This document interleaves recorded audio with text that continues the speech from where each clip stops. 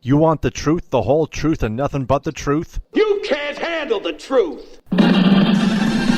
Well, we're giving you the Michigan Sports Truth, the show that is honest, reveals the facts, truth, and statistics, and does not mess around. Follow me, Taylor Phillips, on Twitter at DT2Phillips. Email me at TaylorGatorPhillips14@yahoo.com. Follow Ed Smith on Twitter at EdSmith313, and go to our website at MichiganSportsTruth.com. Also like our Facebook page, The Michigan Sports Truth, and join our Facebook group with the same name. The Michigan Sports Truth podcast on Spreaker is also available on iHeartRadio and SoundCloud. Also a subsidiary of Sports Radio Detroit, thus available on iTunes and Podbean.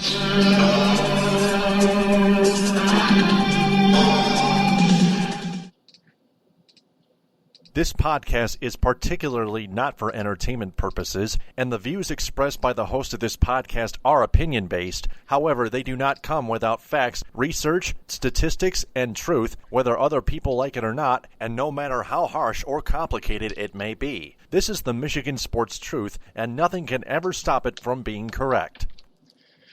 Hey there, Michigan sports fanatics, and welcome to the Michigan Sports Truth, episode 256 on Spreaker. I'm Taylor Phillips, along with Ed Smith. Welcome back, Ed. How have you been the last 2 weeks?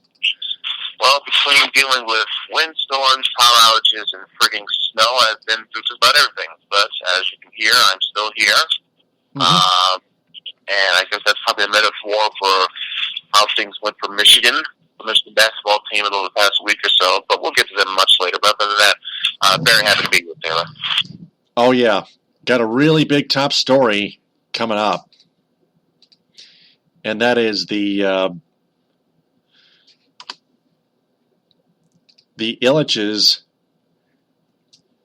considering selling the Tigers and the Red Wings. And that's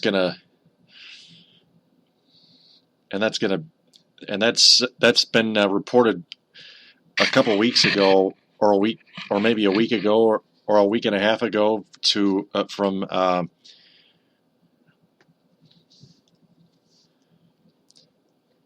our own very own Jeff Moss, the founder and editor-in-chief of the Detroit Sports Rag. Holy jumping! Oh, man!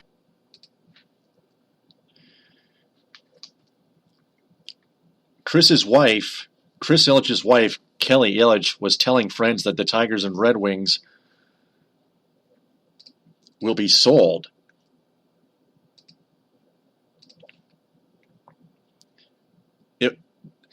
Now, the valuation is $1.5 billion.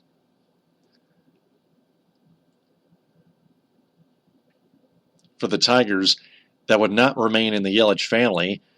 Speculation has been rampant in the Detroit business community that the Tigers would not remain in the Ilitch family with a potential valuation of $1.5 billion. It would be hard to blame Chris for selling to the highest bidder.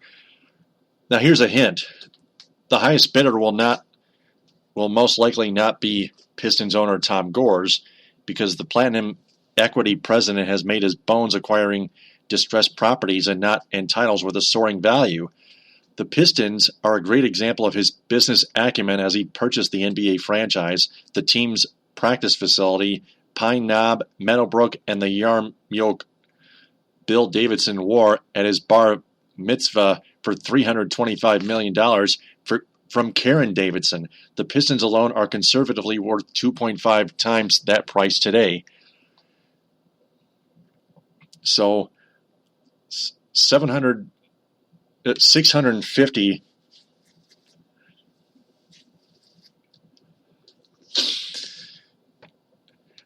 and then you divide 325 million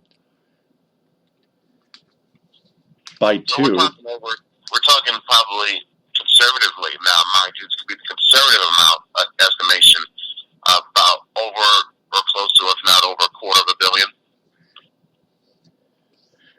Since it's more than 2.5, more than double of the 325, apparently. It's going to the total price is $812.5 million for the Pistons, by the way. Like I said, over or near that number. Yep. Yeah, that's big.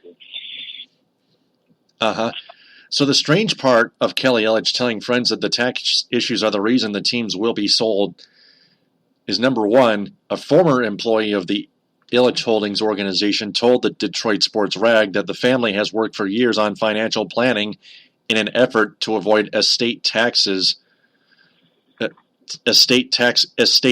issues. Mike Ilitch's death was no surprise, as he spent the last couple of years of his life in and out of Beaumont, the Beaumont Health System Hospital, due to a cancer diagnosis. In fact, 2 employees of the Royal Oak Hospital informed me that they were shocked Mr. I lived as long as he did. And number 2, according to another former employee, Ilitch Holdings' financial debt is tied to team revenue, creating another obstacle in selling the franchises. That former employee also told Jeff Moss that the annual Ilitch family meeting is held at around this time of year, and the sale of one or both teams would be broached in that setting. So those are all the details in that article. So those tax issues are the reality behind the rumors that the Ilitches will sell both the Tigers and the Red Wings, especially the Tigers. So, well, I think it was safe to assume that the Tigers probably would be a team. That would be the prize possession dangle off the auction block once this giant passed away.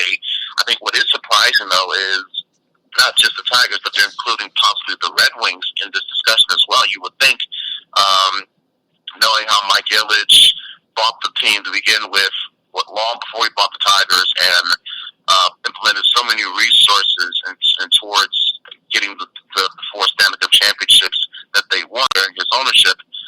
You would think that Chris would do everything that he can. And not to mention the fact that he may have some disagreements with Ken Holland. You would think that Chris would do everything that he can to keep at least the Red Wings in with the family. But if these reports are true, or at least could be broached upon in the near future, it is a definite surprise. The tax issues thing was really caught my attention because like Jeff Moss stated in the article, they kind of had a feeling that at this age it's not likely that Mike Ilitch was going to live that long anyway. Not just his age, but also dealing with the cancer treatment that he was going through. So the fact that they probably didn't have some type of long-term plan already thought out or planned out ahead of time, or put into motion, just little sample foundations put together to be fully enacted upon his death, is definitely surprising. But it's something to pay attention to for multitude of reasons. Again, like I said, it just surprised me that not just the Tigers, but potentially the Red Wings could be involved in this sale as well. As to who may be the potential suitor, we'll get to that later, 5 questions, but it's worth noting that Tom Gores was specifically mentioned in this article to be as a name to cross off your potential buyers list. Yeah, the highest bidder wins that sale and pays off and reimburses the Ilitches for taking the Tigers and Red Wings franchises. Those are the rules. It's kind of like a very big auction, a franchise auction, to be exact. So, we'll get to that in 5 questions at the end of the segment. The 5-question segment makes his return after a 1-episode hiatus when Buck Gino filled in for you, Ed, on episode 255. Appreciate that, by the way. Appreciate that. Uh-huh. Yeah, we'd like to thank Buck Gino for coming in.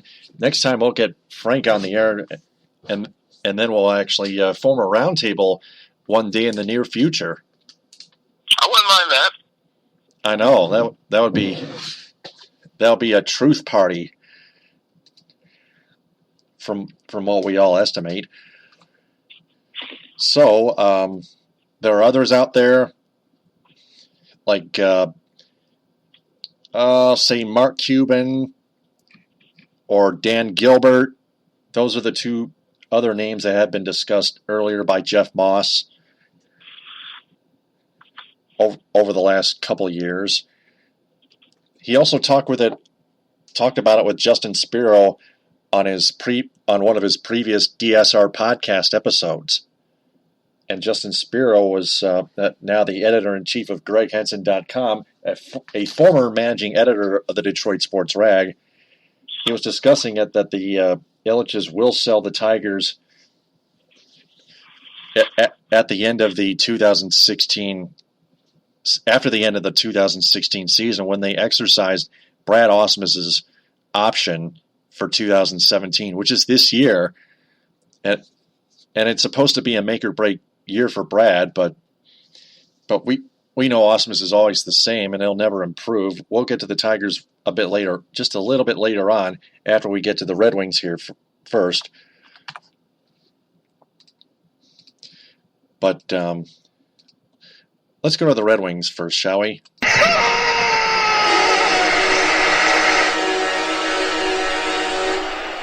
Well, the Red Wings continued their tank mode process. They lose 3-2 at the Toronto Maple Leafs, 6-1 at the Boston Bruins.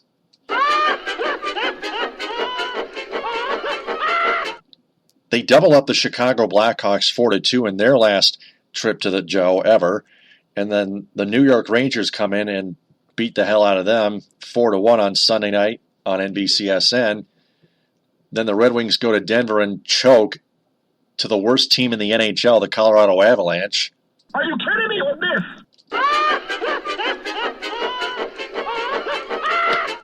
And that loss was key, too. That was a regulation loss to the worst team in the NHL before squaring off against the Arizona Coyotes. It was neck and neck between the Red Wings and the Coyotes. It was neck and neck between the Red Wings and the Coyotes for inside that cycle of that bottom five cycle of the NHL league standings. And unfortunately, the Red Wings came out on top of the 5-4 shootout victory. They are now 8-0 in the shootout. The Red Wings could have won that game in regulation, but then again, they could have lost because Mike Smith let in 2 goals that he should have had, one from Mike Green and then one by the captain, Henrik Zetterberg. Those were 2 easy shots that, from what I saw on television, that Mike Smith should have just knocked down or could have just gloved easily. And instead, he just let them by, stood there like the house by the side of the road and watched them go by, as Ernie Harwell used to say in baseball. Those are two quick ones on him.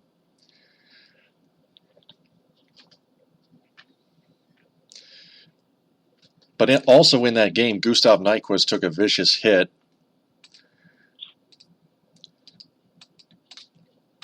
Could draw a 6-game suspension from on one of those Coyote players. I'm sure. I think I will be too surprised if that was some players throughout the rest of the league didn't like how Nyquist did that high stick to that Minnesota Wild player a few weeks back. So I'm sure this was now granted it's a little bit weird to think because it's a whole other different team. But I'm sure, since they're all NHL, they're all players within the league. Obviously, they don't like to see one's health getting affected purposely by another. So they might have taken issue with that effect. Hence the hit on Nyquist tonight. And then Justin Abdelkader with an unquestionable boarding penalty, and it resulted in a 4-on-4 because of an accidental embellishment penalty, which should be changed if not eliminated. The embellishment penalty, I think is wrong. The way the embellishment penalties are being called in today's NHL are wrong because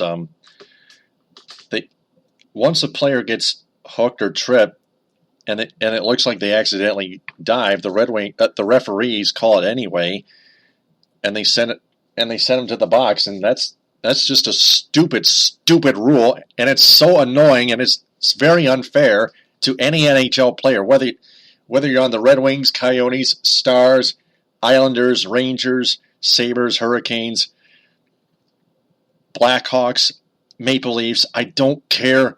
Avalanche. I don't even care which team you're playing on, the Canucks or the Oilers, even the Las Vegas Golden Knights forthcoming. But if embellishment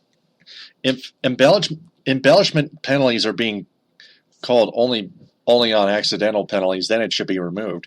But if they were on purpose, then it should be changed. There's no doubt. There's no question about that. The NHL should make a change. Should at least make one change to that embellishment, to the way the embellishment penalties are being called. But back to the Red Wings beating the Coyotes. The Red Wings scored 2 power play goals against the Coyotes. The Coyotes penalty killing unit must stink as of right now. They had to, because coming into this one, the Red Wings, in their last 15 power play attempts, had only managed one successful conversion. So one power play goal in their last 15 tries coming in tonight. They got 2. They doubled that. Granted, it was still off of 7 opportunities. Let's know how woefully shitty their power play is, but still, if you're a team over 4, 5, 6, 7 game span where you don't do a damn thing on the power play, then all of a sudden you explode for 2 goals a night. I'm not sure. I think it's probably more so an indicator on the team that you are facing rather than you as a unit overall up until now. Yeah, I just looked this up. The Arizona Coyotes penalty killing unit is ranked 27th in the NHL, whereas the Red Wings penalty power play unit no longer last in the NHL, just a tenth of a percent ahead of the Colorado Avalanche, 13.1% to 13.0%, which is weird. So basically an ass hair's length. Yeah. Because of those 2 power play goals the Red Wings scored on the Arizona Coyotes, and the Avalanche didn't do squat because they didn't even play. So now, with that win, the Red Wings tie the Vancouver Canucks and surpass the New Jersey Devils, who have 64 points. The Red Wings tie the Canucks in points with 65. The Red Wings hold that tiebreaker 27-31-11 to 28-33-9 for Vancouver, the Canucks. The Arizona Coyotes get 1 point, just the one. That moves them up slightly to 61 points at 26-35-9. The Avalanche, of course, 43 points, by far dead last in the NHL, 20-46-3. Now also dead last in power play units, in power play percentage. So I guess that's another reason why the Avalanche should get the number 1 overall draft pick this summer in the NHL entry draft. I know there's still a lottery, but there's no doubt the Avalanche should get that number 1 pick. But the Red Wings now looking, as of right now, at a top 6 draft pick with the Las Vegas Golden Knights chipping in. Maybe the Golden Knights looking at all this since the Coyotes are getting a lot closer. A 4-game point streak with 7 points, including that recent shootout loss. The Golden Knights of Las Vegas forthcoming will probably get the second overall pick. Last we checked, the Coyotes were way down next to the Colorado Avalanche, or in between the Avalanche and the Red Wings and the other bottom 4 teams, the Devils, Canucks, Stars. The Red Wings, the Coyotes were the Golden Knights were looking at a top 3 draft pick, but now they're they're looking at a second overall pick from the looks of it, wouldn't you think? Most likely. Uh-huh.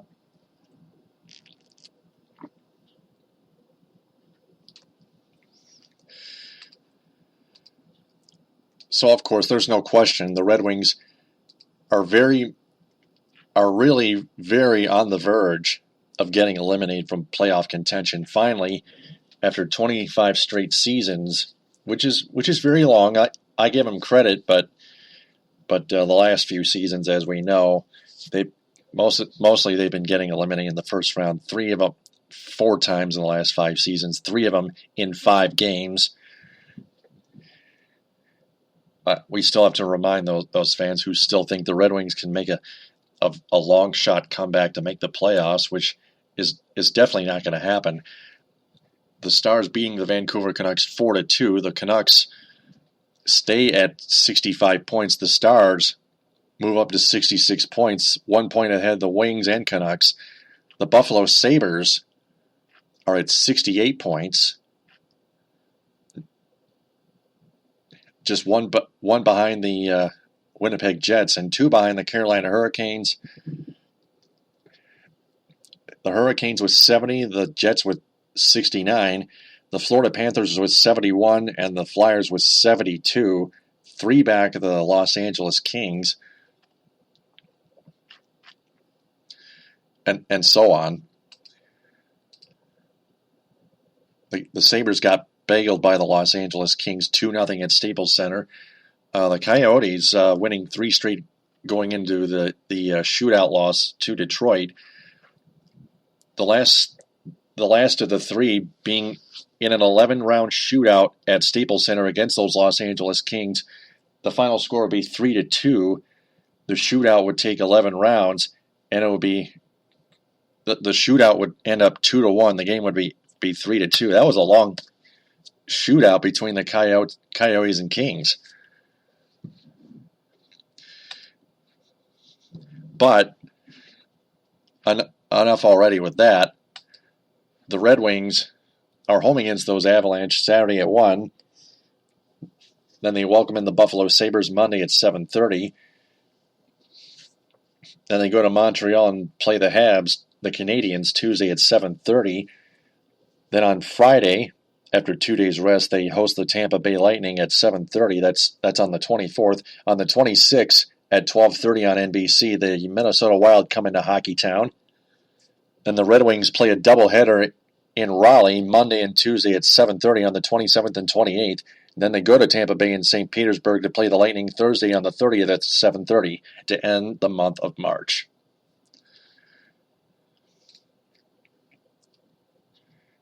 So besides the Avalanche, and Sabres, besides the Avalanche and Sabres,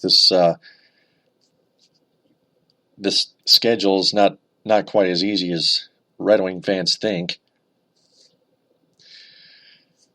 So for the Tigers, That one is long gone. Mostly this spring, the Tigers have been getting blown out, well, sort of, especially by the New York Yankees and even the Atlanta Braves, the Tampa Bay Rays. But this past week, they've been coming back to win Sunday or sometime earlier this week on Monday, home against at the New York Mets at Port St. Lucie, Florida. They came back from down 3-0 to win 4-3. I believe Tuesday or Wednesday, Wednesday, they came back from down 4-0 to win 8-6 in Lakeland, and then in Kissimmee, Florida, at Champion Stadium, the Tigers won 5-3 without the requirement of a comeback.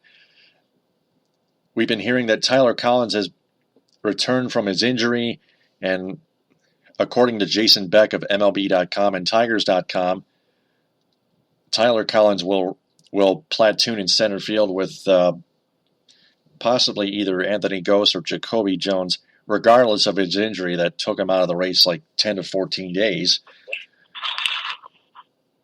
So So that case is closed there.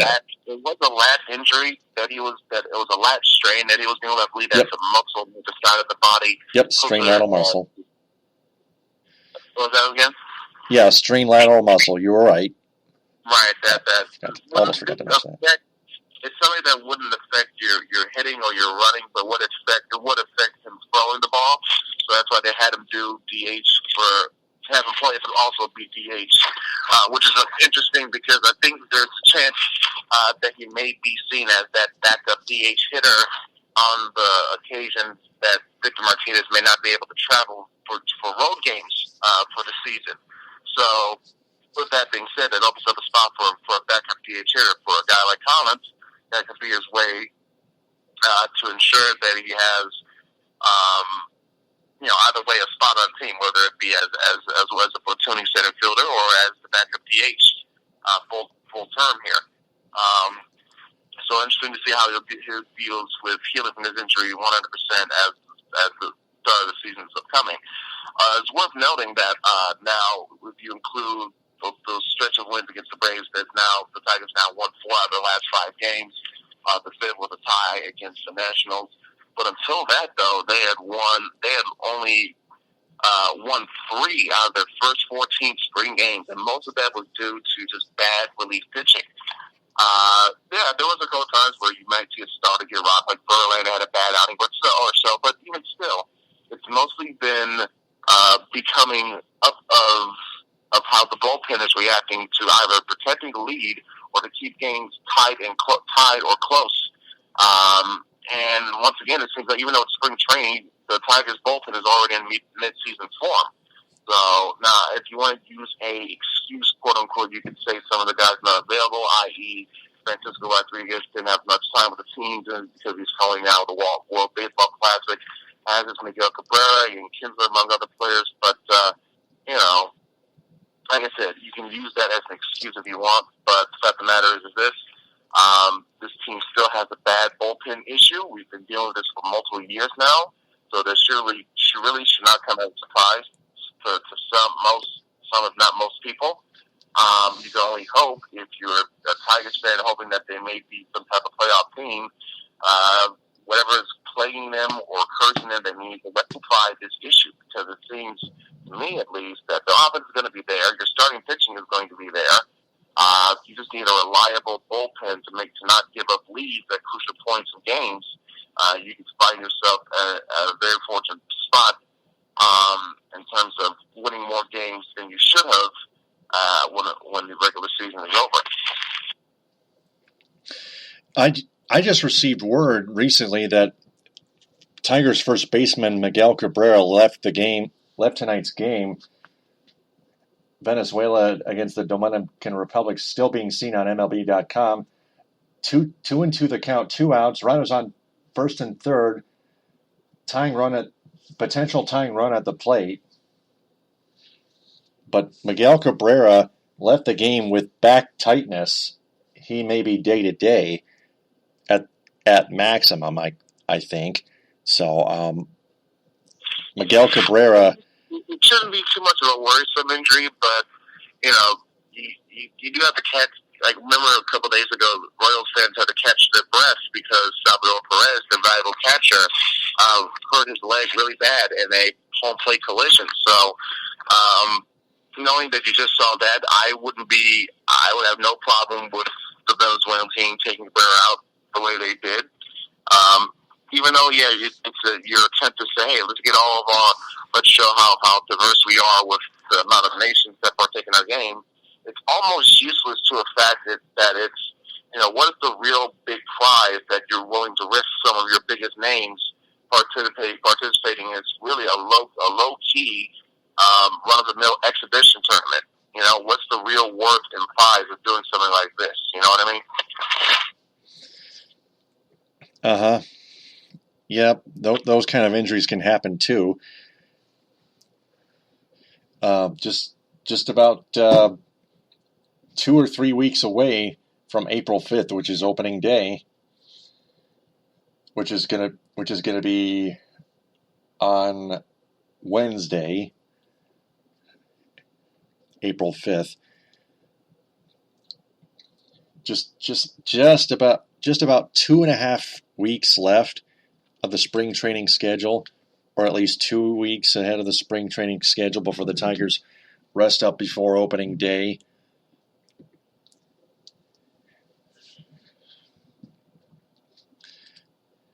And go to Tigers.com for that schedule.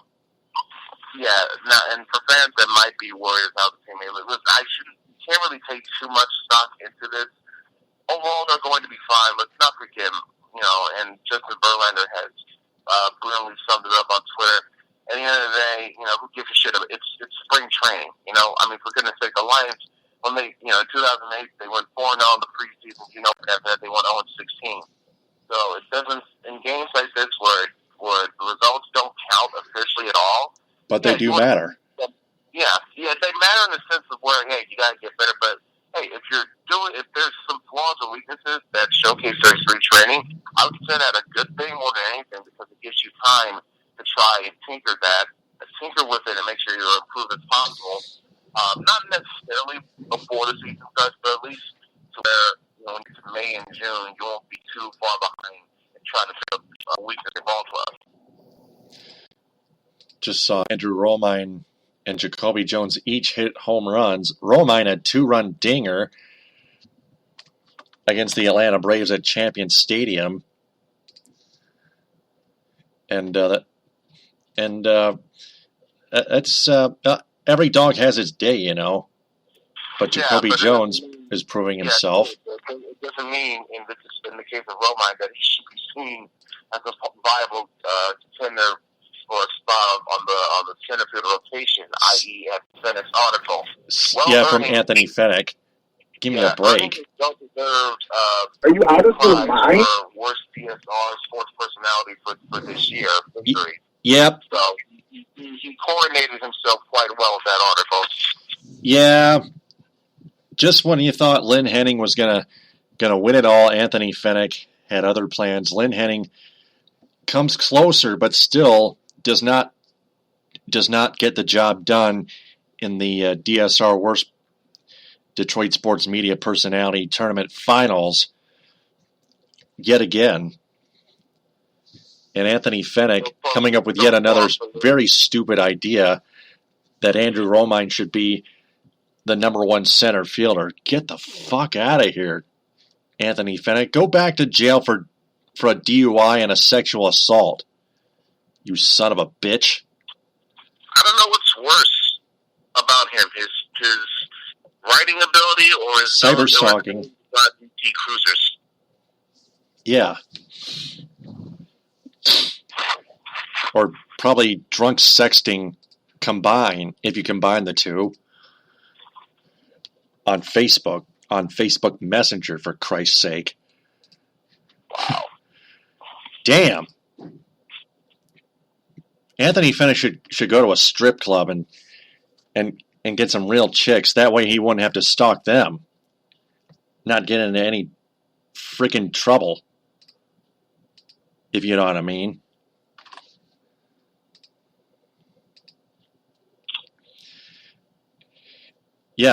Maybe quit his job before he can go there.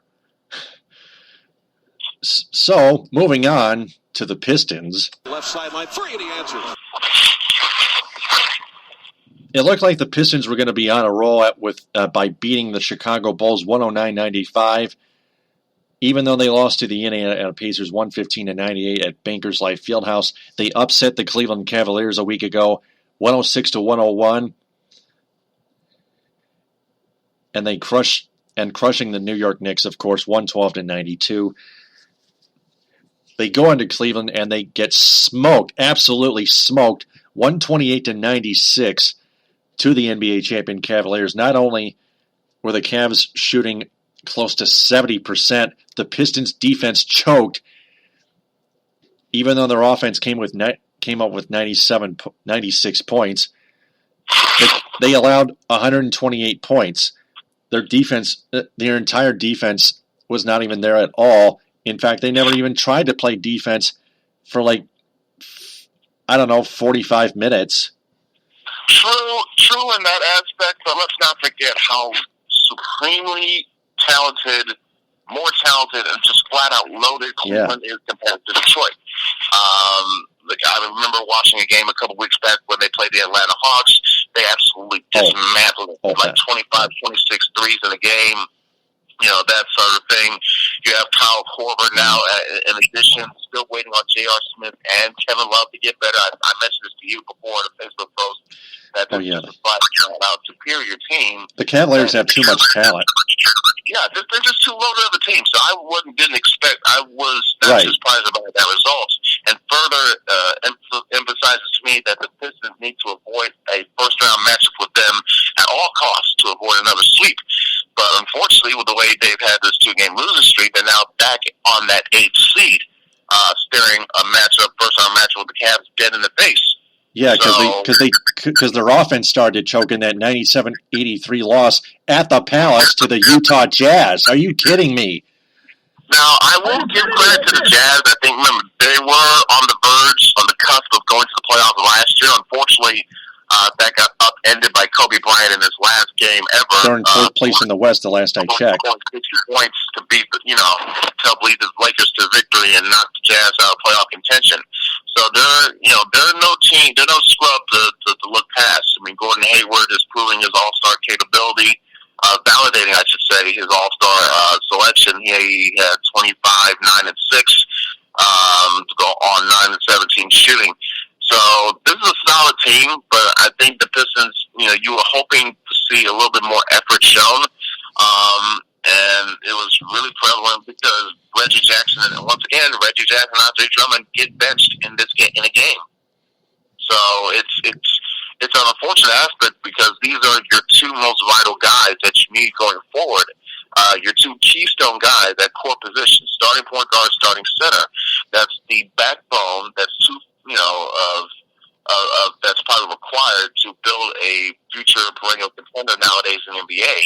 And when you have those two guys who may have talent and potential, but may lack the mental initiative to take that next step forward, it drags your team behind a little bit. And that's what we're seeing right now. Yeah, and let's not forget, in the Utah game, Aaron Baines finally scored probably his first career, or not first career, but first double-double as a Piston, probably. First his Piston debut double-double. He's usually not as great as that, but he picked up 12 points and 12 rebounds against the Jazz in a game where Boban Marjanovic also played. Marjanovic still, overall this season, has outplayed Aaron Baines, playing less minutes and still scoring a little bit more than Aaron Baines. Boban even beat Aaron Baines by 2 points in the loss to Indiana, 6 points to 4. Boban played like 4 and Baines played like over 10 minutes, probably 13 minutes, somewhere around there, in the 115-98 loss to the Pacers.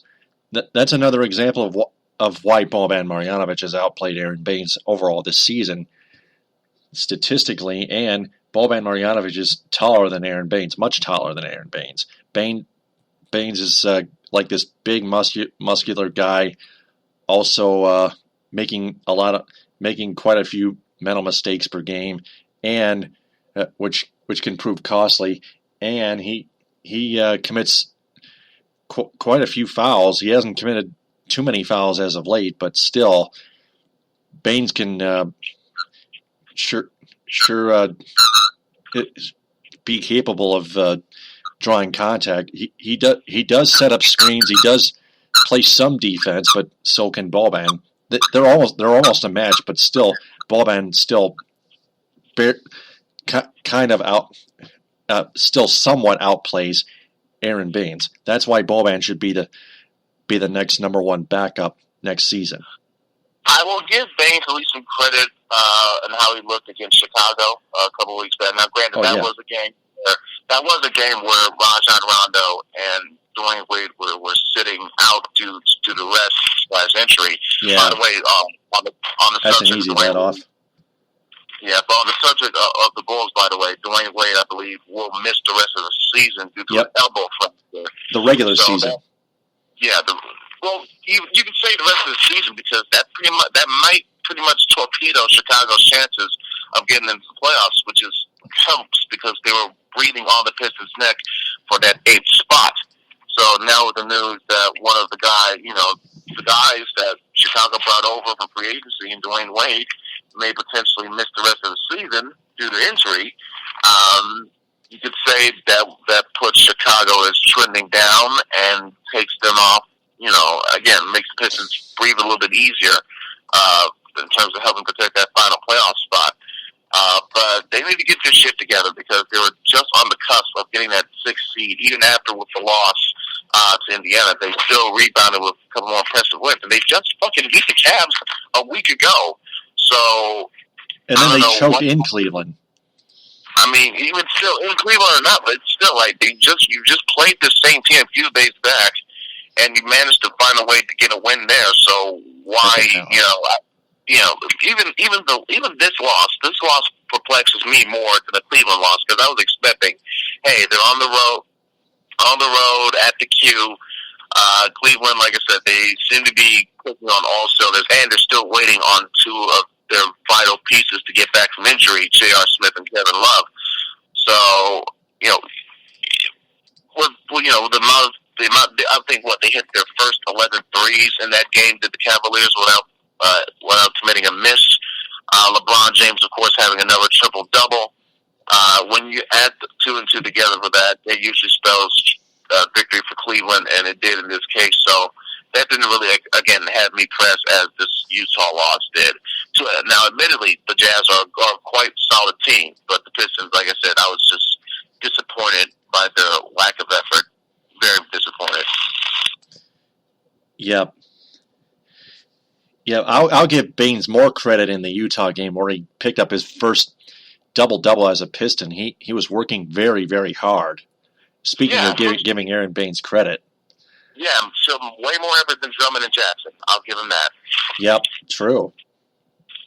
Also playing defense, just the only way the Pistons are lacking defense is from 3-point range, from behind the long line, behind the 3-point line, behind the arc. That's what they lack at times because all 5 Pistons are being gathered in the lane a lot of times, and that could just kill you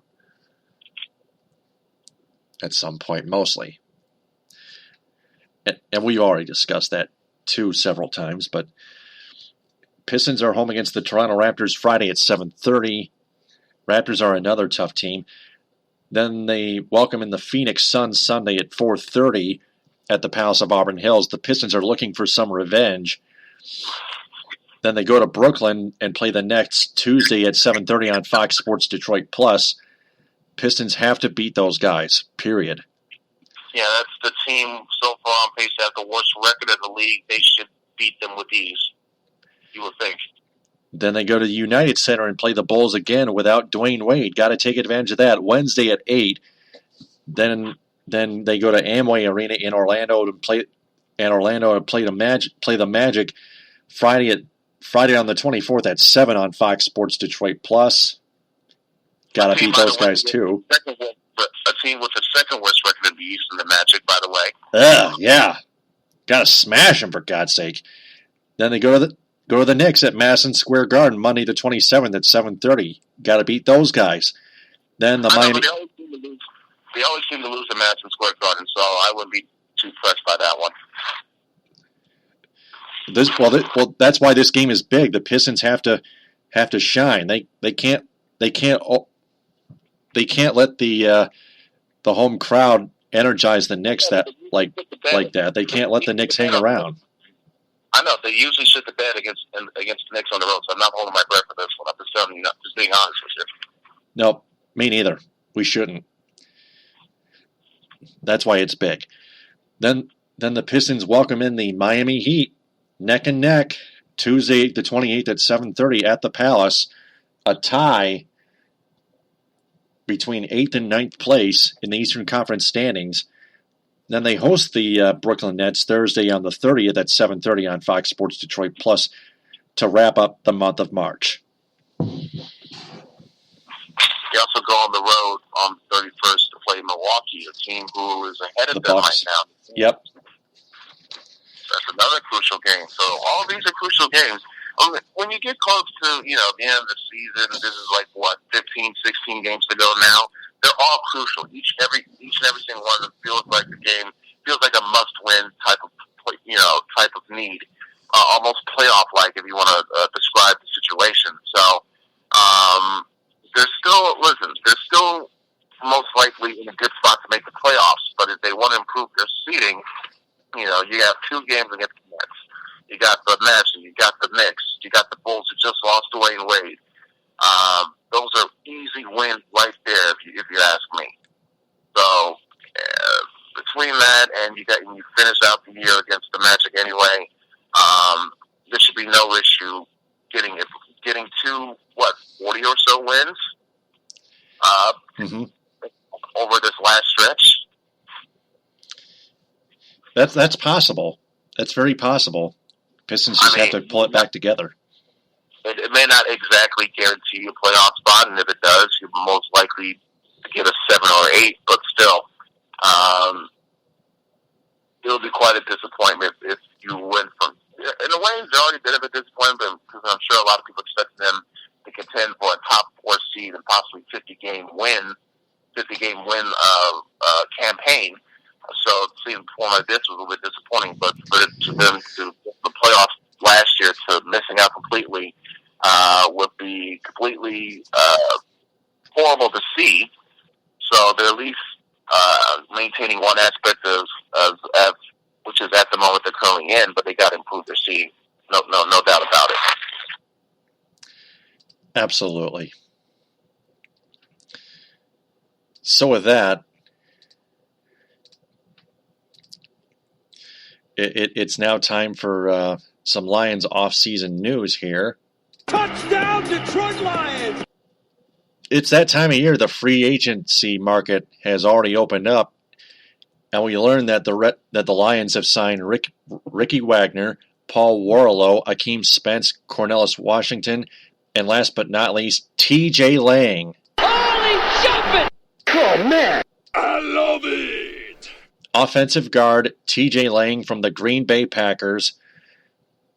Lang signed a 3-year, $28.5 million deal with $19 million guaranteed. But there was inside news that T.J. Lang was 99% sure that he was going to sign the Seattle Seahawks right before the Lions counter-offered, and the Lions won that bid to take T.J. Lang. So T.J. Lang is a very, very good very vital piece to the Lions' currently flawed offensive line, and that's what the offensive line for the Lions really needs. Absolutely. You need not only to establish a good running game to take the pressure off of Matthew Stafford for 12, 16 minutes, but also not just taking pressure, but also protecting Stafford from the pressure. Stafford was sacked over 120 times last season. This is your franchise quarterback, the guy who might be getting one of the biggest contract extensions in league history. So if you want to protect that valuable piece, you got to give him a better offensive line. And Bob Quinn, I'll give him credit for that. He said he was not going to be scared or intimidated when it came to free agency, and look what he's done so far. He has beat top 2 offensive linemen that were available on the market, you could say, arguably. Got them both on his squad. Lang, I'm sure, obviously was going to cost more money, but still, he found a way. So now you're looking at an offensive line that has Taylor Decker, Graham Glasgow, Travis Swanson, Ricky Wagner, and T.J. Lang. I don't know who should be more happier about this. Me, you, the fans, or most importantly, Matthew Stafford. But either way, we're all happy with this move. myriad of reasons. That's a tie. But it's solid move. You needed to improve this line, and you did it in spades. So the offense, if there was a hole that you needed to fix, you addressed that in more ways than one. So great job for Bob Quinn on that. Now you just got to make sure that shore up some of your talents on the wide receiver end. And Quan Bolden says he does want to play another year, so I would try to find a way to get him to sign a one-year deal, whatever the case may be. But yeah, other than that, the offense looks pretty much done in terms of objectives that you need to do for this offseason. Now, to me, it comes down to improving your defense. And that will start with getting a good pass rusher, especially now that you've lost DeAndre. You're letting DeAndre Levy go. Will not be bringing him back. So now you got to you really got to strengthen up your defensive line to take the pressure off of your back seven, i.e. your linebackers and your cornerbacks. So I will hope that'll be the next aspect that Bob Quinn goes after to try and improve next. So we'll see what he does from there. But so far so good. I'm mightily impressed with what he's done with his offseason. The Lions did add, I think, three defensive pieces: Paul Warlow, Akeem Spence, and Cornelius Washington, a defensive lineman. Akeem Spence, a defensive tackle. Yeah, but most of that was done for depth purposes. They probably may not do it in the defensive line. Yeah, but they may not go for this type of move in the offseason. But with the amount of depth in the talent pool among defensive end and defensive linemen period in the draft, I wouldn't be surprised if the Lions within the first two rounds picks at least one defensive lineman. You would say, hey, can they try to shore up their secondary? I would recommend, yes, go after one of these cornerbacks, one that might be available in this second round that we'll actually get to in a little bit. Now, granted, his stock may be falling more and more once we discuss this news about him, but he could be a good, viable commodity once selected. But either way, the Lions should really use this upcoming draft to focus on tweaking their defense, more specifically their defensive line. Because when you have a great defensive line, your back seven has more pressure taking off of them. But I still wouldn't mind getting at least a corner to help out with what we see with Wilbur Quinn and Darius Slay and the others. Your secondary, I think you just need probably one player, but your main focus of fixing your defense should go towards shoring up that defensive line. Because the Lodi Knott is aging. You want to get a good, young, ready to spring defensive tackle. Put him next to Ashawn Robinson on the inside. Have Ziggy, him on the edge as well. Have Ziggy on the edge. Try to find the linebacker. That will be not quite DeAndre Levy, but a good enough suitable replacement.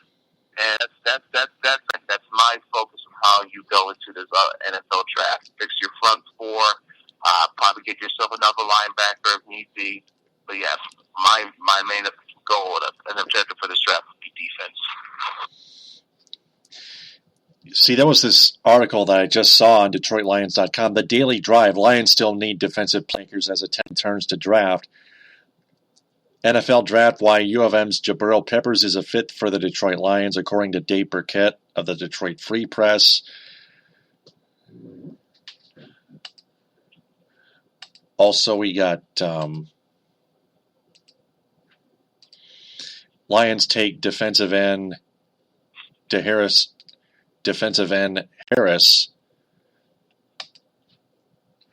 from, and that might have been one of Todd McShay's newest mock drafts. He's got the Lions taking a defensive tackle. It was a mock draft, yeah. Linebacker hybrid. A player I wouldn't mind them taking would be Jonathan Allen from Alabama. He's a defensive tackle, but he's got great finesse and speed and power to easily not just disrupt the run game, but go after the quarterback. You should see his film on this guy. He is an absolute monster getting to the quarterback, and he plays from the interior. So imagine him next to his fellow Roll Tide teammate, Ashawn Robinson, or alumni, Ashawn Robinson, would create quite a formidable duo, in my opinion, on that defensive line. Lions also picked up a tight end in Darryl Fells, and they also picked up a cornerback.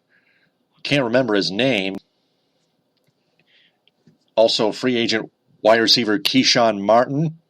Oh man, that's another big free agent.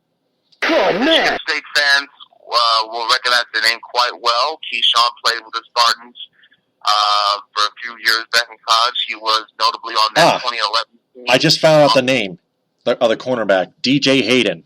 Continue. Okay, yep, from the Raiders. Yep, you are correct. The knock on him is that he has some unreliability issues with his health, but overall he's a good player. If he stays healthy, he could prove to be quite the steal signing from Quinn. So your only hope is that he stays healthy. As for Keyshawn Martin, I believe Andre Roberts, not bringing back Andre Roberts, so they need a punt returner.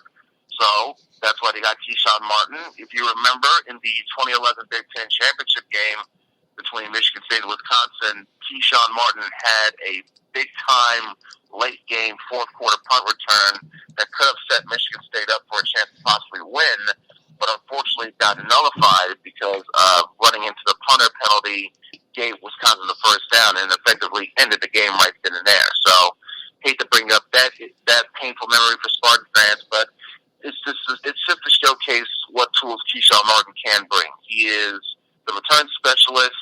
You'll most likely see him in, taking back punts and kicks on special teams. He can replace Andre Roberts, who signed with another team. Yeah, so there's again, they needed a returner. Hey, they got Keyshawn, so hope that works out well. And I'm happy for Keyshawn. He gets to play for his hometown team. Yeah, they got Keyshawn Martin, TJ Lang, a cornerback, DJ Hayden, who still has had issues with his health, a linebacker, Paul Warlow, more in-depth defensive lineman players like Akeem Spence from the Tampa Bay Buccaneers and Cornelius Washington from the Chicago Bears, and of course the offensive guard TJ Lang. Of course, I already mentioned him. Right, and speaking of hometown, TJ Lang, of course, Michigan native, played at Eastern, I believe, as well as at Birmingham. Has had. I remember hearing a few years back him giving occasional interviews, and now he said won the ticket during the off season and whatnot. But now here he is. He's back home full time. I guess, to be sarcastic, I guess you can thank Justin Applicator because it was him tweeting to TJ Lang saying, hey, come to Detroit, bring us Super Bowl. I guess it was that tweet from Apps that got the deal done, wink, wink. Yeah. Yeah, the Lions, I believe, still need to make more changes in the secondary defense. They got a cornerback in DJ Hayden, but they need to add more. You still need to get a younger player, in my opinion. Yeah, to add on to Hayden, Darius Slay, and Glover Quinn, Nevin Lawson, all those guys. That's still been one of those issues the Lions have been having besides the offensive line before they got TJ Lang. Mm-hmm. So, all in all, Bob Quinn has been freaking damn busy, and he better stay busy and address the rest of the secondary defense besides picking up DJ Hayden.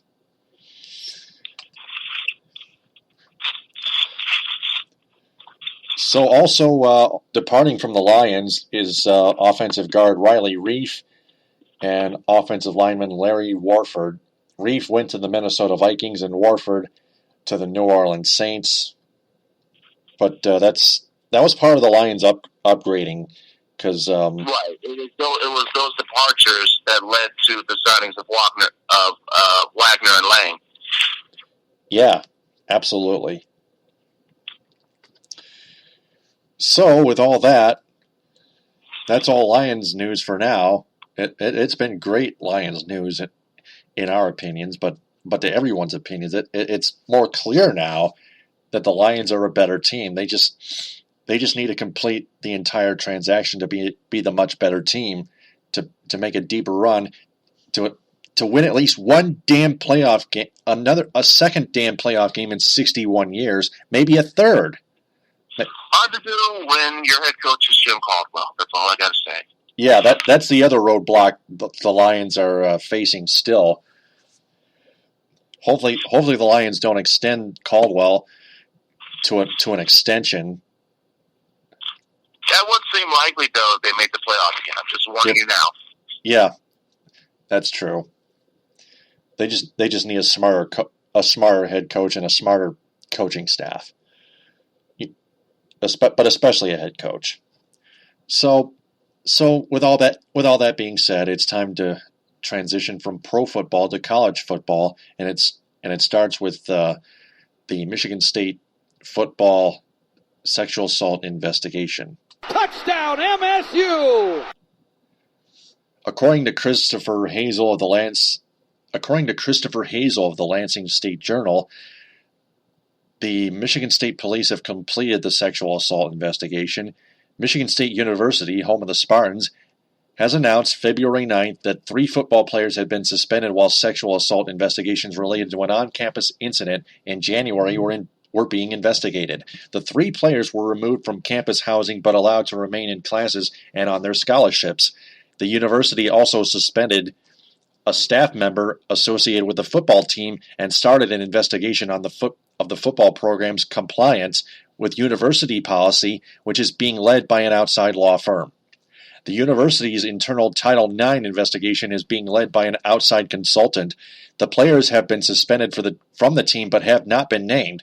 MSU later confirmed that Curtis Blackwell, the football's program director of college advancement and performance and someone who plays a key role in recruiting strategy, had been suspended with pay, but declined to discuss the circumstances surrounding the suspension or to say whether it was related to the reported sexual assault. The university has confirmed that head coach Mark D'Antonio and his assistant coaches are not suspended and remain full-time university employees. MSU police first forwarded warrant requests to prosecutors last month, but Simeon didn't even see his first name, but Simeon sent the case back for further investigation. Simeon said at the time that detectives have conducted a thorough and professional investigation, quote unquote, but she wanted additional information and evidence, quote unquote, from police before making a decision on charges. So that's the entire article there.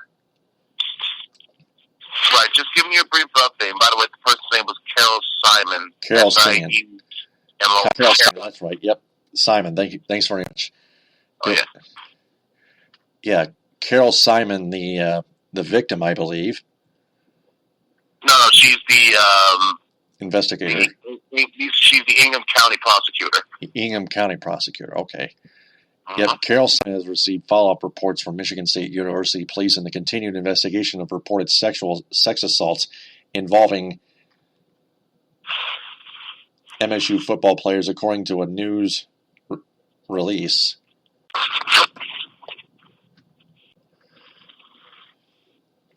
Officials are reviewing the reports before deciding whether to file charges. A decision is not expected today, Simon wrote in an email. So there's no word on whether there's still no word on when the decision to file charges or not will be as of yet, but there's something's got to give here. It's just there's a very big question up in the air whether those players should be charged or not. It's a very that's the mystery that we're trying to solve here, Ed. Yeah, I mean, again, all we can do is just wait for more details to come out before making any type of judgment or decision. It's a serious, obviously a serious situation that's going on. So serious that Mark Antonio was more than okay with the investigation continuing. So it's good to know that he's not trying to block or impede any type of steps for justice in this case for the victim or victims that might have been affected by this. It's like, in a way, MSU has seen how Baylor and of course Penn State has handled sexual, these types of similar cases in the past. They're trying to learn better, do better from those two examples. Whereas if there's a problem, root it out and stamp it out immediately. Unfortunately, the school in general has a lot on their plate here, because not only this, but let's not forget the ongoing case against Larry Nassar that's still pending. Yeah, and speaking of Larry Nassar, there was a former USA Gymnastics president that has actually resigned. As I'm trying to look this up here,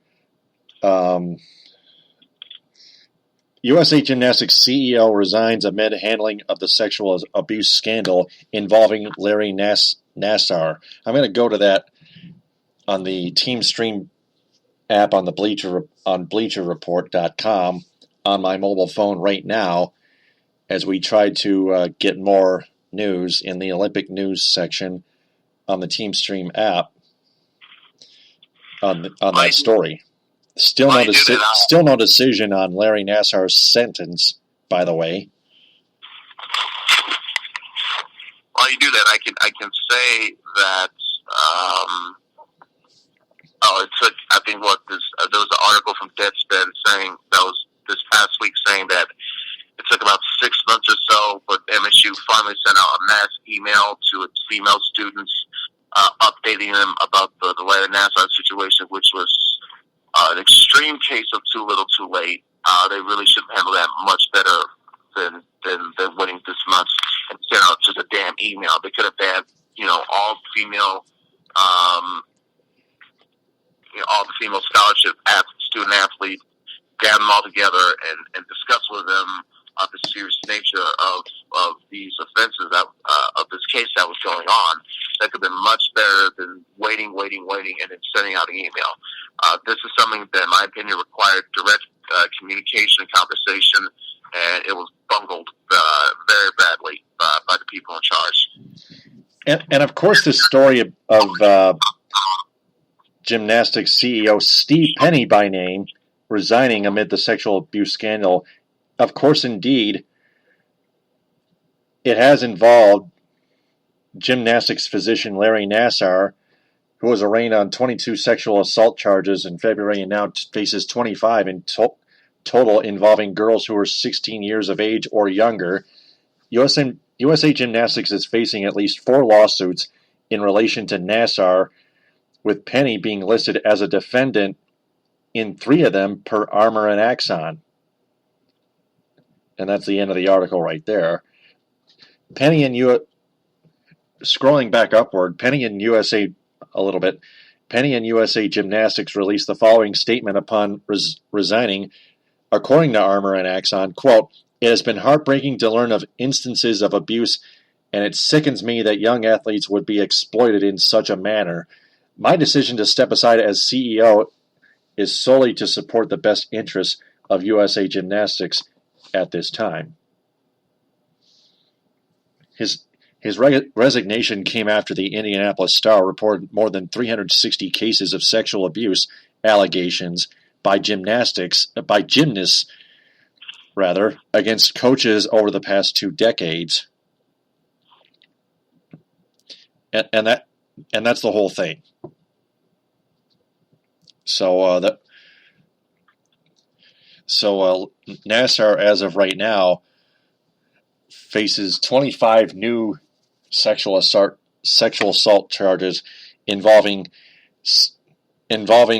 female gymnastics who are 16 or younger. And of course, Larry Nassar is going to get his just due, which will be sometime soon or sometime later I don't know, at some point this year. We just don't know when. We just got to keep our eyes open. Pardon me. Got to keep our eyes open. Speaking of college football news, in terms of charges, we have another one on the other side of the mitten, of the mitten rivalry, of the in-state rivalry involving the Michigan Wolverines football program. Touchdown, Michigan! Former quarterback Jordan Lewis was accused to a domestic violence charge, and now recently he pled not guilty. Ed, what are your thoughts?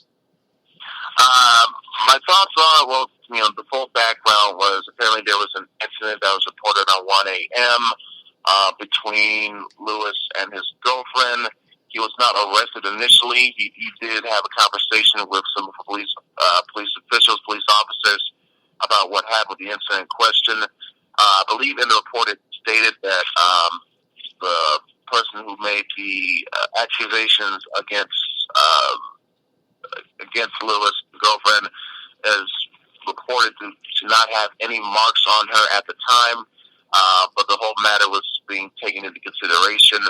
Now, of course, there's the misdemeanor charges that leveled against Lewis.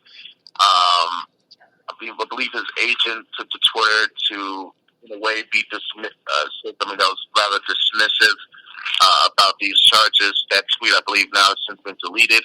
But I think it should represent how adamant, not just his defense team, but Lewis himself is, that in his opinion he did not commit a crime. Again, this is another instance where we need to wait to see the full facts out. Now, granted, if Jordan Lewis committed a crime, he committed something or did something they shouldn't have done, obviously a bad judgment, obviously horrible judgment on him, that in a way, some way, shape, or form needs to be reprimanded. Long term, what can this do to him in terms of affecting his draft status? Who knows? Before this news broke, he was seen as a possible mid-second to late second round prospect. Especially now with how, whenever there's a case of domestic violence going on between a player in the NFL, you see the PR attempt just to salvage the good look for PR purposes. I wouldn't be surprised if someone like this causes Jordan Lewis to fall further in the draft. Yeah, that's going to ruin his career, pretty much. Like I said, wait for the full facts to come up more and more, but bad timing to say the least for Jordan Lewis. Now, if he did commit, like I said, if he committed this act, shame on him, obviously.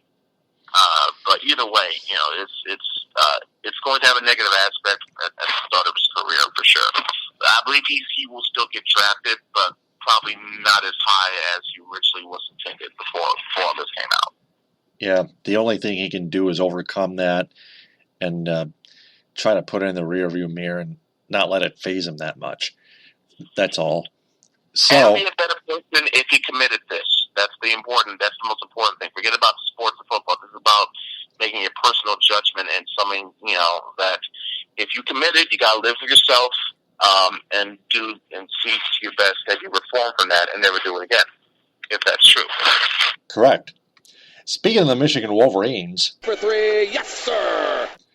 Their basketball team, their men's basketball team, that's right, the Michigan Wolverines men's basketball team has clinched the Big Ten Tournament Championship with a 71-56 rout as an 8 seed over the 2-seeded and 24th ranked Wisconsin Badgers in Verizon Center in Washington, D.C. And that's got to be very delightful. Holy jumping! I love it! And Michigan not only enters the NCAA tournament, they'll be the 7th seed come this Friday in the NCAA tournament in is that the Midwest region or is it? Yes, it is the Midwest region. They'll be playing in Indianapolis. Yep. Yep, they will play the 10-seeded Oklahoma State Cowboys Friday at 12:15 on CBS. That's got to be a good one, I guess. Michigan is in the Midwest region, same for the Michigan State Spartans, which we'll get to next. But the Wolverines, how do you try to analyze as best you can the matchup between the Wolverines and the Cowboys? Well, this is, quite frankly, this is a matchup between two high-profile offenses. Oklahoma State, I believe, is ranked first in offensive efficiency, while Michigan is ranked number 5. Ken Palm has Oklahoma State as the best offense overall. Michigan is around that ranking. I'm sure it's highly ranked in that regard also. But to go to blunt, this is going to be a shootout, most likely. It comes down to who makes the most threes. Oklahoma State has some good offensive scores on their end, whether it be point guard Juwan Evans. They have a shooting guard. I believe his name is, one moment, I'm trying to get for this to load. But he shoots 43% from 3. His name is Phil Forte. Phil Forte, the other guard in the backcourt with Juwan Evans. Forte is a 3-point sharpshooter. That'll be a good matchup between him and Abdul Rahman, as will be the matchup between Evans and Derek Walton, two top-tier point guards for this season. Another guy to look out for Oklahoma State is Leighton Hammond Sr. He is the power forward. He's the stretch 4. But he's got an outside shot. He's shooting over 34% from three-point range this year. So, between all that said, Michigan has definitely got their work out of them. This is, they have the rank of the 10th seed, but really this is Oklahoma State team that could be ranked higher, seeded higher, I should say. And same thing applies for Michigan, because let's not forget, this was a team that was, 14-9 a couple months ago. People some fans were saying, wow, is this the beginning of the end? Should John Beilein be brought back next year? And then after the February 4th loss to Ohio State, they go on a roll, win 10 of their next 12 games, and those 2 losses, both of them were down to the wire on the road. One of those literally a buzzer beater. And when you add in the fact that, you have Derek Walton really coming into his own, taking over as a senior leader, Mo Wagner as the sophomore, really establishing his versatility, DJ Wilson coming into his own with his physical talent and potential, even Zach fucking Irvin, a guy who I've chided and derided all year long, showed a much better progression on his game instead of settling for outrageously long jump shots. He used his speed and athleticism to drive to the hoop more and set himself up for better high percentage shots or kick it out to an open guy. So I much like to see better attacking Irvin than settle for jump shots Irvin. So and Irvin has been attacking the rim more often as of late. As absolutely. I see it. So he's going to have to keep that up more against Oklahoma State. Yep. The one thing that he does have, though, that's been consistent, is his good on-ball defense. So that will be needed against three-point shooter and Phil Forte. As to how this game can go, I could see, like I said, this has potential to be a shootout. Michigan's got to really keep their eyes and ears open. The defense has been very, very solid in the Big Ten tournament, but this is a whole different ball game. So I wouldn't be surprised if we see both teams score 70 or more points. But Michigan has what it takes to pull this out. And at the very least, I could see them maybe not making out of the first weekend, but I could see them winning this game at the very least. You mean by a close margin over the Oklahoma State Cowboys, right? Correct. I'd say so. Then who knows? Who knows what will happen the second round and beyond. But for the Michigan State Spartans, however, Valentine for the win! second round they clobbered the Penn State Nittany Lions 78-51, but then they lost to the Minnesota Golden Gophers 63-58. They simply still could not cut back on those damn turnovers, and that's been and they still struggle at the free throw line. those are the two Those are the two big problems that I recognize the Spartans have been having all season long. They turn the ball over and they scuffle at the free throw line. That's been costing them games as a team. Also, Laurel's Tum Tum Nairn Jr. Hitting double figures in one of those two games in assists. Either that or rebounds, probably assists as far as I can remember, but still not very so unproductive in scoring wise. Gotta give him credit on the double digit assist, by the way. Every dog has its day. But the Spartan, with all that being said in totality, the Spartans backed into the NCAA tournament as the 9th seed in the Midwest region. They'll play the number 8 seed Miami, Florida Hurricanes Friday at 9:20 on TNT. Spartans are going to have to play better against the Hurricanes, to say the least, to try to beat them.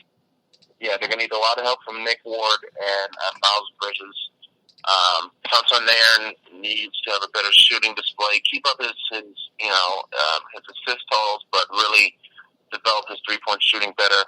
A couple of things of note here, if you want to point out facts or numbers, whatever. This will be the 4th time under Tom Izzo that Michigan State enters the tournament as a 9th seed or lower. In the past 3 instances, as MSU has struggled, that they failed to advance past the second round in all 3 of those series attempts. So is that a foreshadowing as to what can happen from here? We'll see. Also worth noting that MSU, there's a little bit of history between the head coaches in this matchup. Jim Larinaga, who coaches Miami, and of course Tom Izzo coaches Michigan State. They have a relationship source that dates back to the 80s. Larinaga was when Larinaga was coach at Bowling Green. He was backstory here. He was recruiting Steve Smith, future NBA All-Star. He was on the verge of going towards Bowling Green, and then all of a sudden, Izzo, who was then an assistant at the time, pulled a fast one and got Smith to commit to MSU right on the line, right on the spot. And then, Larinaga was quoted as saying when Tom was named head coach, he just took him to a whole nother level. Now, I believe Larinaga, another piece of history, Larinaga was the head coach in 2006 of the George Mason team that went all the way to the Final Four. But let us not forget, one of those victims in their path to that Final Four was the Michigan State Spartans. So, again, Izzo might have that in the back of his mind as well, want to get a little bit of measure of revenge on Larinaga. So, even if MSU does somehow find a way to pull this off against Miami, it doesn't get that much better because they have a looming matchup, presumably against Kansas. Number 1 seeded Kansas in the second round. We didn't get too much of a chance to discuss possible matchups for second round because we don't know if they're gonna be in the second round or not. But for Michigan, potentially they could be facing Louisville, rematch of the 2013 National Championship game, and for Michigan State they could be facing Kansas. Now, in terms of getting to Sunday, that will be getting to the Sweet 16.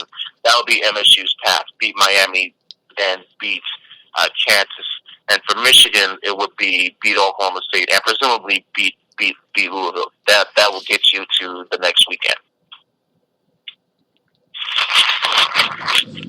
We're going to see what happens in that matchup in the first round, the round of 64. The rest of the round 64, that is, which began this past Thursday afternoon, early. And, of course, my Central Michigan Chippewas, they continued their skid and they got eliminated in the first round of the MAC tournament. They lost big time, 75-61, as I recall, to the Miami, Ohio Redhawks. Yeah, I'm sorry to hear about that one, Taylor. Yep.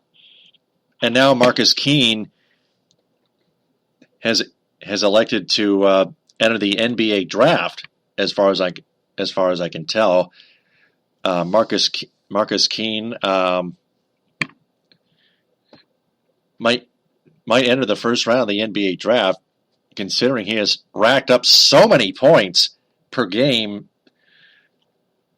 this season for my maroon and gold squad. Just the thing is, team-wise, Marcus Keene can't do it himself. I know Braylon Racing has stepped up, but nobody else has over the course of the season, and that's why that's especially why the CMU Chippewas took a total tailspin and did a 180 and just landed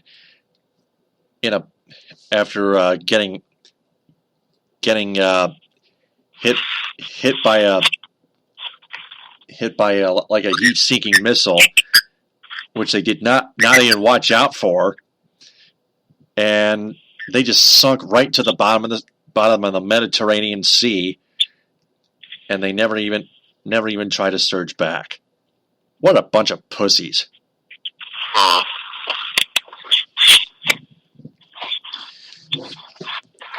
Well, the only thing I can hope is for Braylon Racing to come back. Marcus Keene's apparently not coming back for his senior season because now that I know that he's going to enter the NBA draft. The Chippewas are pretty much hopeless now because most of their other players they just can't. All their other players besides Braylon Racing cannot step up. Blake Hibbets is definitely done it. He was in his senior season. He probably won't get drafted. He'll probably take another job elsewhere out of the sports world. That's all I know. So, enough about my Chippewas already. Hope their football team changes after Dave Hickey took the Arizona AD job. So with all that said, it's now time for the returning 5 questions segment. Are you ready, Ed? Absolutely, Taylor. Just go ahead and let him rip. Yep. Thanks. It's been a while. It's time for 5 questions on the Michigan Sports Truth. Question number 1. Now that we've learned that the Elges will sell both the Tigers and Red Wings, who could the Elges possibly sell both those teams to? Not Tom Gores, though. Hint, hint. Well, not Tom Gores, potentially. I'm also ruling out Mark Cuban because he seems to be more focused on making sure that Donald Trump gets impeached than trying to buy a baseball team. So you might have to rule him out. That could leave Dan Gilbert by the Tigers. Yeah. I think, I guess if you ask me who am I putting my money on, I would say that Dan Gilbert buying the Tigers. As for the Red Wings, here's one. Here's the name I'll throw out, since he a couple years back bought the Los Angeles Clippers for $2 billion, or was part of a group that bought him for $2 billion. Steve Ballmer. Steve Ballmer. Yeah, Michigan native, CEO of Microsoft, I believe. You're going to have to spell it out somehow. Steve Ballmer, B-L-M-E-R, B as in boy, A-L-M-E-R, Steve Ballmer. Oh, okay. Healthy dude, bald head. Oh, yep. He's bald? Well, he's at least got a shaved head, but yeah, he's did his best in trying to take the Los Angeles Clippers in a more positive light after the whole Donald Sterling fiasco. So, Donald Phelps, rather? I'm sorry? Yeah, Donald Phelps, you mean? No, Donald Sterling. Donald Sterling, okay. The previous owner of the Clippers, who was recorded making racist remarks about African Americans. Yeah. And of course, Steve Ballmer, right? He was banned for life from the NBA, and then Steve Ballmer bought the team from Sterling's wife. So I only just threw out Ballmer as a possibility because he's got that type of money. The Elges is their most valued commodity outside of Little Caesars. So I wouldn't be surprised if they got a little bit of a good buck for it. And Ballmer's got enough money and is a Michigan native. That's the only reason why I threw his name out there. I don't know who else could be. I don't see Gilbert. If he's going to buy one team, probably the Tigers more so than the Red Wings. So those are my two names on that. Okay, it's very good that you came up with a name of a potential buyer for the Red Wings of the Red Wings, and of course Dan Gilbert got to buy. Of course, you got to buy the Tigers, but for the Red Wings, you actually came up with a name. You're very damn good, Ed. I'm going to give you credit. I got to put this episode out on the DSR Facebook group in the Michigan Sports Truth podcast thread real quick before we go to question number 2. This is really big. Well, again, this is just me throwing it out as a name. I don't have any sources saying, "Oh, yeah, he's going to be one of those." No. I'm not asking for sources. No, it's a really good name. Absolutely. I'm just a definite name. I wouldn't mind. You could possibly, throw against the wall as a list of candidates. Yeah, absolutely. Very good. So those are the number one choices, each of them, for the Tigers and Red Wings, as I just commented the link on the MST thread in the DSR Facebook group. Everybody, please browse away and listen in. Next question. Question number 2, are the chances of the Red Wings getting eliminated from playoff contention increasing more? Yes, especially if they keep losing, not just losing more and more games, but losing them in regulation. Yeah. That was another thing that we need to point out about this recent losing schneid that they were on before winning the Blackhawks game, and of course winning tonight against an overtime against the Coyotes. Most of these losses have been in regulation. Yeah, these losses have been in regulation, hence them getting no points. Yeah. So, they're at least doing a good job keeping that up. Yep. I think you're just going to need a few more losses, and then you'll be right on that brink of playoff of eliminated from contention, which is what we want anyway. Yeah, so part of the tanking process for that top 5 draft pick, which we want. The Red Wings are looking at top 10 right now. As long as they don't do what the Pistons would do a few years back, when I think it would have been better for them to tank. Win games at the end of the year, meaningless games at the end of the year, ruin their chances of getting a top draft pick. As long as they don't do that, the Red Wings should be fine. Yeah, because Ken Holland, and more importantly, Ken Holland should get his just due. Oh yeah, that's the more pressing issue. So has to be Jeff Blashill, because he's not only not doing his homework, he's being an idiot, and of course also being a dickhead behind the bench, also whining about the officiating and making pointless challenges and whatnot, all that shit. Just a terrible, all flat out terrible head coach. Blashill should be fired. He's even worse than a little bit worse than Brad Ausmus, if not unanimously. Of course. I can't believe. I was in my lifetime of watching, Red Wings, the Red Wings, the most unflattering / disappointing coach I've ever seen has been Dave Lewis when he took over for Scotty. This was before Babcock got there, I believe. So far, Blashill is on his way to supplanting that high benchmark that I had for Dave Lewis. So, at least that's one accomplishment that Blashill is doing that for me. I'd say correct Amongo on that one. Next question. Question number 3. How long may Miguel Cabrera be out of action with back tightness? I'd say day to day. It's nothing severe. He'll be on the field opening day. Yeah. I wouldn't be surprised if he's playing next week. It's Miggy. I'd say he plays at least 7 or 10 more games in the spring training preseason before the regular season kicks off. Right. I think it was just done as a precaution after the whole scare with Salvador Perez. Yeah. The other night. That's what the Venezuela team was doing. That's all. Yep.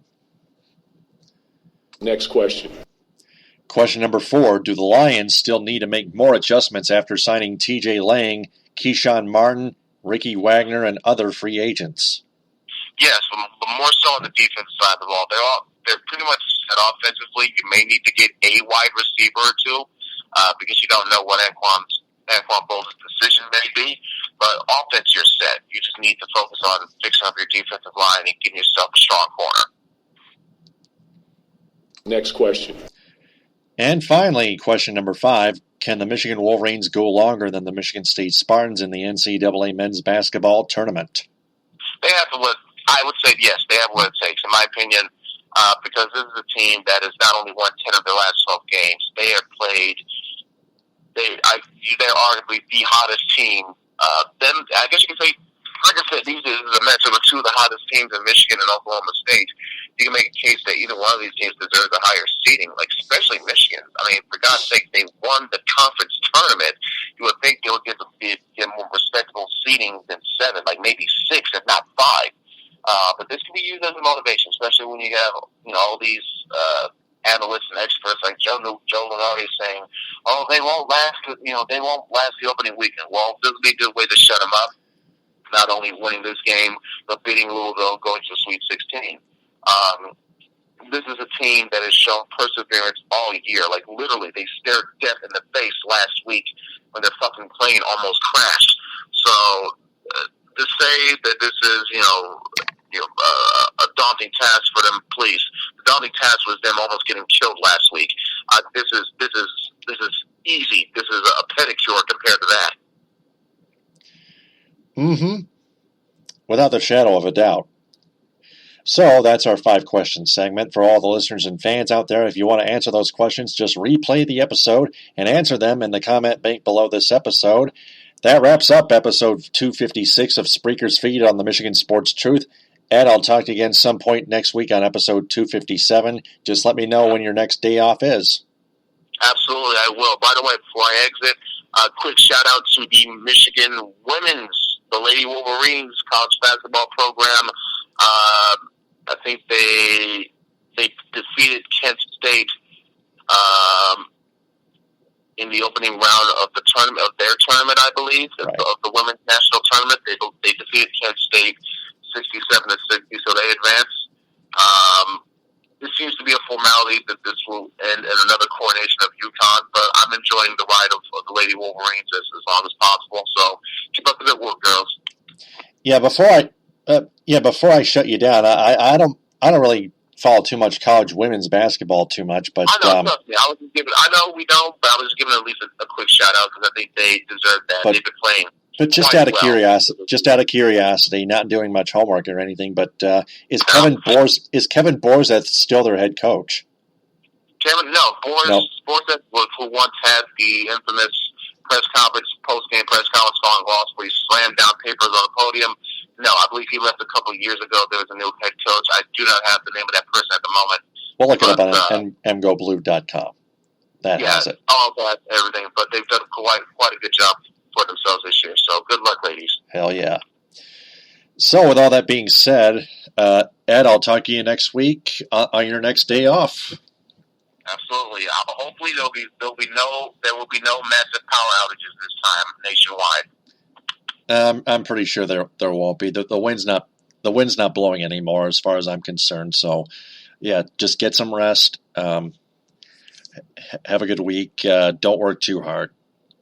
Appreciate it, Taylor. Thank you so much. Yep, thanks. And before we sign off, I want to remind everyone that share this episode and our entire podcast on social media. Have their friends share that as well. And follow me on Spreaker as Taylor Phillips online at Spreaker.com because we want to tell them that the Michigan Sports Truth podcast on Spreaker especially is in search of local advertising sponsors. It can be on TalkShoe and Blog Talk Radio as well. If anyone has a business that's interested in sponsoring this program, you can follow Sports Radio Detroit on Twitter at Sports Radio Det, Sports Radio DET, and send them a direct message or email them at sportsradiodetroit.com in the contact section. Also like their Facebook page and send a private message in there too, and join their Facebook group. And finally, Find their podcasts available on iTunes and Podbean. For Ed Smith, I'm Taylor Phillips. Follow us on Twitter at DT2Phillips and at EdSmith313, and like our Facebook page, The Michigan Sports Truth, and join our Facebook group. We'll talk to you next week. Thanks very much for listening, TTFN. Ta-ta for now, and maybe we'll form a roundtable including Frank Vajner and Buck Gino III. Bon appetit.